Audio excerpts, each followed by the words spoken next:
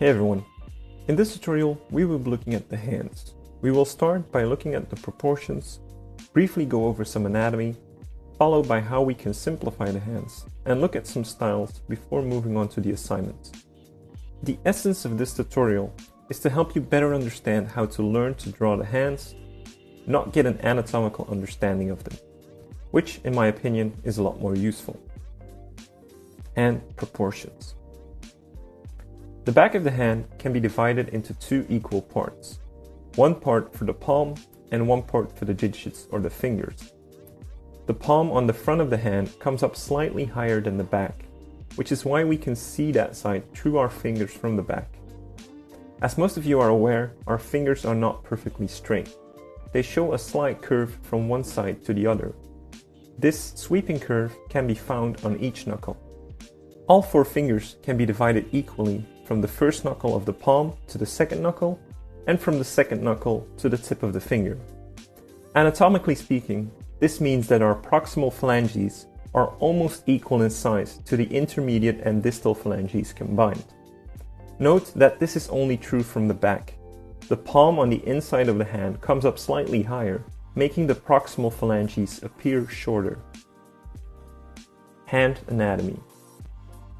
The main thing to remember about the anatomy of the hand is that we have extensor tendons grouped for the back of the hand and flexor tendons grouping on the inside of the palm.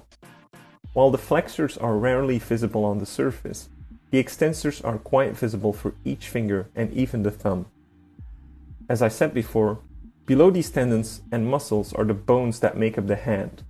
Though stripping away these muscles leaves us without any structure for the palm, overcomplicating the process of learning to draw the hand.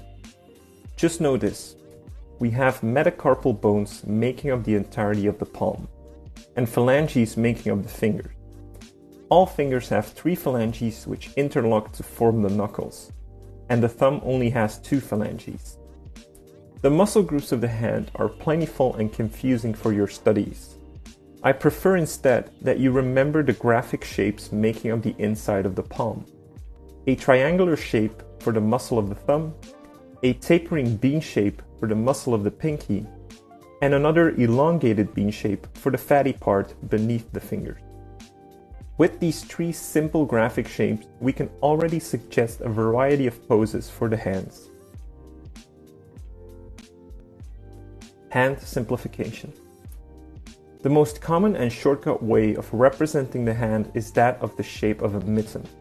While this should not become a crutch, practicing the placement of the hand with these simple forms can be very useful.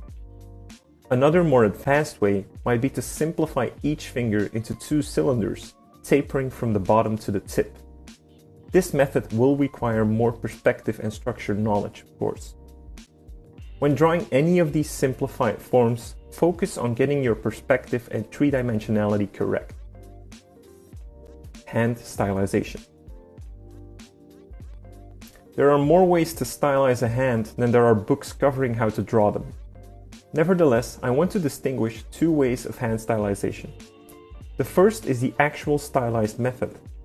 This method still relies heavily on anatomical knowledge and structure of the hand, but combines it with more pleasing graphic shapes. The second is a cartoon version. Here, the emphasis is primarily on graphic shapes and readability, with little regard to accurate representation of the anatomy. Both serve their purpose. Stylized hands are more common in illustration, whereas cartoon hands are more common in animation due to their simplicity for repetition. After all, hands are very expressive and need a lot of attention in animation, so simplifying the process of drawing them can be very beneficial. Hand application. For day 1 of this assignment week, you will be focusing on your knowledge of perspective and structure before venturing into more complex studies. So, for day 1, I want you to fill 3 pages with the mitten hand in as many angles as you can come up with from imagination. I advise against the use of reference here to avoid falling into the trap of focusing on copying instead of learning better perspective and form. Then, you will fill 3 pages with the second simplified hand. Yet this time, you can use reference. For day 2, You will first study the anatomy of the hand as shown here in the video. Make a front and back view of the hand, indicate its proportions, where the flexor and extensor tendons are located, where the graphic shape of the muscle groups on the inside of the palm lie, and how the knuckles are constructed. Then you will copy 5 to 8 hands from reference. The reference must be from an artist you admire or an artist provided in the reference library. With hands, I find it particularly useful to first study how good shapes are made before copying from our own real-life boring hands. When studying these hands, first establish the enveloping shapes the hand encompass, then indicate a simplified version of that hand, followed by your copy of the reference in question. For day 3, you're going to use your own hands to shoot reference. Take 5 to 8 shots of different hand poses, then accompany each reference photo with an artist's hand that will inspire the style of your own hand. As you can see in the sped up preview, I used my hand as reference and a photo from J.C. Leindecker's study to inspire the style I want for my copy. This type of learning is particularly useful to find your own style as an artist.